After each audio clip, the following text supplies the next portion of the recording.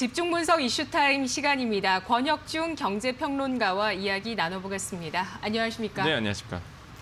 네, 오늘 크리스마스 이브인데요. 개인 네네. 투자자 수급에 대해서 저희가 네네. 특집처럼 또 준비를 해봤습니다. 아, 네네. 네, 올해 주식시장을 주도한 수급은 뭐니 해도 개인 투자자입니다. 맞습니다. 올 한 해 수급 동향 어땠나요, 개인? 정말로 뭐 뜨거웠다. 저는 네. 뭐 그렇게 단 한마디로 표현할 수 있겠는데 거기에는 역시나 이제 개인의 말씀하신 것처럼 이제 개인의 중심에 된 풍부한 유동성이 이제 주식시장, 특히 자산시장으로 들어왔다라고 생각해 보시면 되겠습니다. 정말로 이번 한 해는요 개인 투자자들이 주도했던 바로 이 방송을 보시는 이제 개인 투자자들이 주도했던 한 해가 아니었나 이렇게 생각을 해볼 수가 있겠는데 그동안 개인 투자자자 많이 아시겠지만 본인도 이제 포함이 되시겠죠. 외국인이나 아니면은 이제 기관들의 사실 물량에 약간 못 미치는 부분, 그 다음에 이제 밀리는 부분, 항상 우리가 흔히 얘기하죠. 정보의 비대칭성, 항상 주식할 때 항상 중요하잖아요. 정보의 비대칭성이 개인 투자자들에게는 굉장히 불리했단 말이죠. 정보는 당연히 외국인이나 외인이나 아니면 기관 투자자들이 먼저 알기 때문에 항상 개인은 밀려왔던 모습이었는데 이번 연도는 굉장히 정보의 비대칭성이 사라진 한 해였다. 그래서 개인들이 오히려 시장을 주도했던 시장이라고 볼 수가 있겠고 저는 이 한 해를 좀 특징지어 본다면 굉장히 개인들이 이제 스마트해진 어떤 그런 시장이었다라고 생각을 해보겠습니다. 실제 연말에, 그러니까 연초였죠. 한 2월 달, 그러니까 3월 달에 최저점 떨어졌을 때 시장이 무너진다는 얘기가 굉장히 많았었잖아요. 근데 오히려 개인들이 그때 더 개인들이 들어가서 외국인이나 기관들이 매도했던 물량을 고스란히 받아내면서 전체적으로 그래프를 우상향으로 네. 만들었던 부분은 정말로 개인들의 어떤 바뀌었다. 개인들이 네. 옛날 개인이 아니구나라는 걸 우리가 수급 측면에서도 우리가 확인할 수 있었던 한 해였다라고 생각을 해봅니다. 네, 그렇습니다. 정말 매도에 손이 나갈 수밖에 없는 사람이라면 또 패닉셀링이라는 구간에서 견디기 참 힘든 맞습니다. 그런 주식의 흐름인데 그 속에서 우리 또 개인 투자자분들께서 시장을 잘 떠받치면서 큰 수익을 보신 한 해가 아닐까. 네. 트레이딩에서 좀 힘드셨던 분 아니라면 중장기적으로 올 한 해 정말 큰 수익 보시지 않았을까라는 생각이 듭니다. 여기에 이제 동학개미 운동뿐만 아니라 서학개미 운동이라고 네. 해서 해외 주식에 대한 투자 열풍도 대단했는데요. 그때 네. 이제 테슬라 샀을 때 이것도 개인 물리는 거 아닌가 이런 얘기 또 은근히 언론에서 나왔는데 네. 결국에 또 개인의 승리 아니었습니까? 네. 어떻습니까? 언론에서는 네. 위험하다, 리스크 크다, 예. 너무 고평가돼 있다라고 했는데 그러니까 지금에 와서 결과론적으로 보면은 승리하셨죠. 네. 정말로 현명한 판단을 하셨다. 지금까지로는 그렇다라고 좀 볼 수가 있겠는데 정말로 그러니까 서학개미 운동이라고 아까 말씀하셨는데 정말로 해외에 많이 투자하셨어요. 한국 예탁결제원 자료에 따르면은 올해 들어와서요. 지난 18일까지 국내 투자자들의 해외 주식을 거래했던 규모가 한 1,863억 1,500만 달러입니다. 그러니까 우리 돈으로 보면은 무려 한 206조 원 정도가 되거든요. 근데 이거를 비교치가 있어야 되잖아요. 지난해에서 비교해 보자면 4.5배나 이제는 오른 상태입니다. 그만큼 해외 투자에 많은 분들이 또한 개인 투자자분들이 투자를 하셨다라고 볼 수가 있겠고 거기에는 역시나 1위 테슬라입니다. 테슬라가 한 33억 달러 투자됐고요. 그다음에 애플, 아마존, 엔비디아, 마이크로소프트 순으로 개인 투자자들의 많은 사랑을 좀 받았던 미국의 종목이다라고 볼 수가 있겠고요. 특히 테슬라 같은 경우에는 아까도 말씀드렸지만은 많이 결과론적으로 보면은 큰 수익을 얻었겠다라고 볼 수 있는 게 연초에 86달러였습니다. 그러다가 주식 분할 시점에서 8월이었죠. 이게 400달러 선까지 올랐다가 S&P 500 지수에 편입이 되면서 이게 한 달간 70%까지 다시 한번 올랐던 기록이 있거든요. 그러니까 그 정도로 사실 테슬라에 대한 변동폭도 심했지만은 수익 상승률이 무려 한 700% 이상 상승했기 때문에 이런 것만 보더라도 만약에 개인 투자자분께서 테슬라에 미리 들어가셨던 분들 같은 경우에는 정말로 환상의 수익률을 보지 않았을까. 제 주위 분들도 맞아요. 저도 제 주위에도 그거를 듣고 나서 주위 분들이 네. 이제 테슬라에서 막 벌었어 이러니까 네, 다 뛰어드시는 분들이 굉장히 많으셨거든요. 저는 인증하시는 분들을 많이 맞아요, 봐서요. 맞아요. 예. 근데 우리 유튜브를 통해서 보시는 시청자분들 중에서는 또 초반에 들어가셨다면 환차손이 있을 텐데 이런 네. 말씀하셨는데 맞아요. 제 주변에는 최근 들어서 이제 테슬라나 해외 미국 주식 사신 분들 네네. 수익 인증이 굉장히 많습니다. 네네.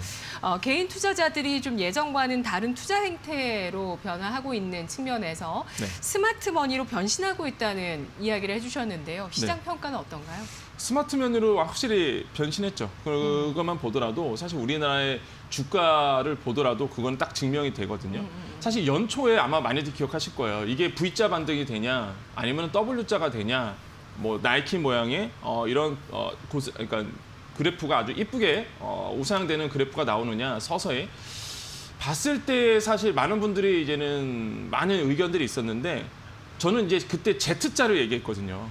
그러니까 말 그대로 이제 V자에서 오히려 고점을 더 뛰어넘어서 다시 떨어지는 이런 Z자의 형태를 얘기했는데 뭐 이게 방송에서 이런 얘기를 했을지 몰라도 제 말대로 된 것 같아요. 오히려 고점보다 더 올라간 다음에 어느 순간에 네. 이제 고점 치고 내려오는 이런 Z자의 모양으로 지금 가고 있지 않나. 그만큼 드라마틱하게 상승했다는 거거든요. 우리나라의 그 세계 주요 지수 25개 중에서 상승률을 본다면 코스닥 상승률이 1위입니다. 네. 코스피는 4위 했거든요. 그 네. 정도로 정말로 드라마틱하게 상승했다, 상승률이.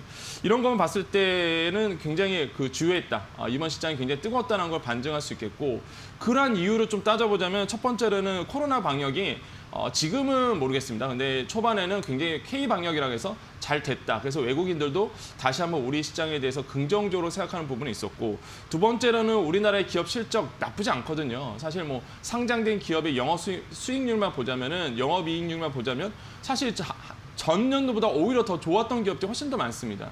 그러니까 오히려 선방을 했다. 우리나라 기업들이. 세 번째로는 역시나 유동성이죠. 그러니까 사실 지금 유동성 장세는 확실히 맞고요. 그럼 내년도가 문제예요. 지금 기사가 많이 나오는데 내년 어떻게 될 것인가 라고 보고 있는데 이 유동성 장세는 앞으로 계속 간다. 그러니까 저번 주에 그 한 기업하고 이제 토론회 한 적이 있었어요. 제가. 네. 그래서 거기서 이제 물어보시더라고요. 내년도 이제 사업이 어떻게 될까. 봤을 때 얘기 드렸어요. 말 그대로 유동성 장세는 내년도 계속되는 수밖에 없는 게 지금 물가 목표, 그러니까 인플레이션율을 2%가 항상 그러니까 굉장히 이상적으로 보고 있는데 내년도에는 아무래도 백신이 나오고 나서 세계 글로벌 경제가 회복은 되는, 그러니까 제가는 이제 골디락스라고 보고 있는데 네. 회복이 되는 추세로 가긴 가는데 문제가 뭐냐면 주요 중앙은행들이 시장에 회복이 된다 그러면 금리를 올려야 될 타이밍에도 금리를 안 올린다는 거죠. 왜냐하면 자칫 금리를 잘못 올리게 되면 아무래도 그 회복되는 순간이 느려지기 때문에 중앙은행들이 지금 많은 리포트를 보더라도요. 암묵적으로 인정해 준다. 저금리 기조를 계속적으로 인정해 준다는 게 지금의 패턴입니다. 그렇기 그게 때문에 지난해 8월 잭슨 미팅에서 평균 물가 맞아요. 목표제를 도입하겠다고 한 이래로 네. 계속 시장에서 인플레이션 기대 심리가 나오고 네. 있어요. 그러니까 인플레이션 기대 심리라는 거는 물가가 이제는 오를 거다. 회복이 되면서 물가가 예. 오를 거다라고 보고 있는 거거든요. 근데 골디락스. 네, 네. 오른다 그러면은 당연히 금리도 올라가야 돼요. 당연히. 그런데 금리는 안 올릴 것이다라는 네. 거죠. 아까 말씀하신 것처럼 중앙은행에서 아무래도 그 암묵적으로 그를 승인할 것이다. 한마디로 저금리 기조를 계속적으로 승인할 것을 보고 있기 때문에 유동성 장세는 제가 보기에는 적어도 내년 한 해는 계속적으로 유동성 장세는 간다. 저금리 상태로 가다 그러면 어쩔 수 없어요. 자산 시장에 돈이 몰릴 수밖에 없습니다. 다음 이유가 바로 그건데 우리나라 시장이 왜 뜨거웠느냐? 결국에는 주식시장 아니면 부동산이에요. 근데 부동산 같은 경우에는 정부의 압박, 그다음에 특히 이번에 지금 문제가 되고 있는 신용에 대해서 압박을 하고 있거든요. 그렇기 때문에 부동산 쪽으로 갈 수가 없습니다. 그럼 그 자금이 고스란히 이제는 우리나라의 주식시장으로 들어올 수밖에 없었고 실제 지금 여러분이 목격하듯이 계속적으로 그 풍부한 유동성은 주식시장으로 계속 들어올 수밖에 없는 상황이고요. 내년도에도 마찬가지입니다. 내년도도 이제 이번 정부가 계속 이어가거든요. 그렇게 된다 그러면 주식시장에 대한 어떤 풍부한 자금이 계속 들어올 수밖에 없고 부동산은 당연히 돈이 안 들어오고 그럼 내년에도 역시나 유동성 랠리는 지속될 가능성은 매우 크다. 금리도 계속 낮고 그래서 내년에도 저는 주식시장이 굉장히 좋은 분위기로 갈 것이다. 다만 여기서 조건이 항상 있죠. 제가 항상 말씀드리지만은 변동성이 일어날 수 있는 고점에서 찍고 내려올 수 있는 유일한 방법, 그러니까 변동성이 있을 유일한 그 시그널은 바로 기업이 이제 부도되는 상황. 이런 상황이 제가 가장 우려스러운 부분입니다. 그러니까 한 개 기업이 무너지는 상황, 네. 어떤 예상치 못하게 그렇게 된다 그러면은 말 그대로 공포 지수라는 게 갑자기 올라갈 수밖에 없고요. 그러면은 투자는 심리이기 때문에 결국에는 매도세가 이어진다 그러면 저는 그게 가장 좀 우려스러운 부분이 있고 또 한 가지는 이제 주식시장에 처음 들어오신 분들이 굉장히 많으세요, 이번에. 그러니까 네. 우리가 보통 주린이라고 보통 표현하는데 아직은 떨어진 경험이 없으실 겁니다. 맞아요. 예, 만약에 근데 주식시장에서 오래 하신 분들은 이게 내공이 있거든요. 내공이 있으셔갖고 매도세가 던지더라도 자신만의 어떤 철학, 자신만의 가치로 투자를 하시는데 처음 주식시장에 들어오신 분들은 만약 공표 지수가 올라가고 매도 심리가 갑자기 매도 물량이 나온다 그러면 또 이걸 또 내다 파시는 분들이 굉장히 많으실 거란 말이죠. 그러면 그 장이 갑자기 무너지는 형태가 일어날 수 있기 때문에 여러분 항상 그 신문에 보시면서 이런 그 한계 기업들, 그다음에 기업들이 어떻게 그 리스크를 관리하고 있는지를 꼼꼼하게 체크를 해주신다 그러면 뭐 내년에도 저는 긍정적으로 좀 주식시장을 보고 있다 이렇게 말씀을 좀 드리겠습니다. 네, 쌍용차가 또 최근에 이제 최근에 회생 신청을 했습니다. 이 네네. 부분들 한번 좀 보도록 하고요. 어쨌든 뭐 중앙은행들에서 기준금리 인상으로 가지 않는 이상은 이 같은 그렇죠. 분위기가 당분간 이어질 수 있다는 네. 말씀해 주셨는데요. 빨리 진행해야 될 것 같네요. 공매도와 대주주 요건 강화 이것도 좀 중요한 변수가 됐는데 개인 수급에 도움이 되는 네. 쪽으로 흘러갔죠. 첫 번째로는 네. 보면 공매도죠. 역시나 공매도 금지가 연장이 2번이나 됐습니다. 원래 네. 9월에 이제 끝났어야 되는데 역시나 개인 투자자들의 힘, 강력한 요구에 의해서 정부가 사실 그거를 인정해 줬거든요. 그래서 내년 3월까지는 계속적으로 이제 공매도 금지가 연장이 되는 부분이 있고 그렇기 때문에 사실 이런 부분이 굉장히 주식시장에 긍정적으로 영향을 미쳤다라고 보고 있는 겁니다. 그래서 사실 또 우리가 봐야 될 게 자본시장법 개정안이 지난 그 2일에 국회에서 통과가 됐습니다. 이게 또 긍정적인데 공매도 그러니까 결론적으로 말씀드리면 이거예요. 불법 공매도에 대한 형사처벌까지 이제는 명목화됐다는 거죠. 그래서 이제는 그 불법적인 공매도 아니면 차입에 대한 부분 이런 부분도 무차입에 대한 부분도 굉장히 강력한 규제가 들어가기 때문에 공매도에 대한 어느 정도의 그 허들이 좀 생겼다. 이런 부분은 개인 투자자 입장에서 굉장히 긍정적이다라고 생각을 해보겠고요. 두 번째로는 대주주 요건이 완화된 부분도 있습니다. 굉장히 드라마틱했죠. 연말에 랠리가 꺾이는 거다. 연말에 매도세는 항상 나섰어요. 근데 이번에 안 났단 말이죠. 그러한 영향은 역시나 대주주 요건 강화 이 부분에 대해서 10억 원에서 3억 원 원래는 내리려고 했다가 이게 이제 캔슬되면서 굉장히 개인 투자자에게 우호적인 분위기로 확 바뀌었단 말이죠. 그래서 이제 연말에 매도 랠리가 아니라 오히려 매수 랠리가 일어났던 결정적인 영향을 했다. 그렇기 때문에 이런 부분을 보더라도 주식시장이 굉장히 우호적인 분위기입니다, 지금. 그래서 제가 계속적으로 말씀드렸지만 떨어질 이유가 없다는 게 바로 이런 이유 때문에 말씀드렸던 거거든요. 내년 초도 아마 비슷한 랠리로 갈 가능성은 굉장히 크다라고 저는 생각을 해봅니다. 네, 금리가 낮다 보니까 빚을 가지고 주식 투자하시는 분들도 점차 네. 많아서 또 사상 최고를 기록하고 있는데 이렇게 달라진 개인의 위상은 내년에도 지속될 수 있을지 마지막으로 한 말씀 남겨주시죠.